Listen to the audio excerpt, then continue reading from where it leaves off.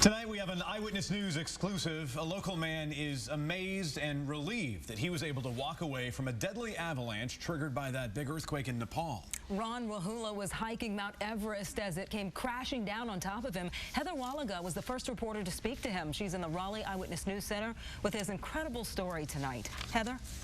Tisha, Steve, Ron Wahula still in Nepal tonight, tired, but he's in good spirits. He's well known in running circles here and had been planning that bucket list hike with friends for years. But he tells me no amount of training could have prepared him for this. This incredible eyewitness video shows the terrifying moment when a deadly avalanche comes billowing down Mount Everest. Frightened hikers below run for cover.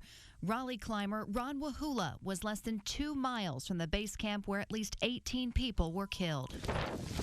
And then we looked up and there was this huge cloud coming at us. It looked like a tidal wave. Wahula says he dropped to the ground, huddling with members of his expedition as the snow pelted them from above for nearly 5 minutes. While this is happening, I'm trying to think, well, how do you dig out? How do you dig out? But luckily, there wasn't that much, so we stood up there and we thanked God that we're alive. At 17,000 feet up, the group started to evacuate, unsure of the damage.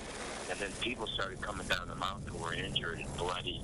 There was no information other than people coming down saying that parts of base camp was wiped out. These images from hikers show the scattered debris. Survivors like Wahula left to navigate tattered trails. There's areas where the trails was eroded and gone, where we had to make new trails to come down. After 5 days of hiking, Wahula and his team are now safely off Mount Everest, staying in Kathmandu until they can return home.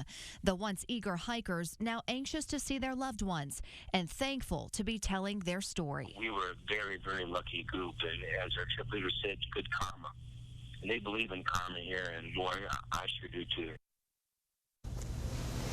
Now, Wahula tells me he doesn't plan to hike Everest again. He feels like he's already achieved a lifelong goal. He is set to return to Raleigh on Tuesday. Tisha, Steve.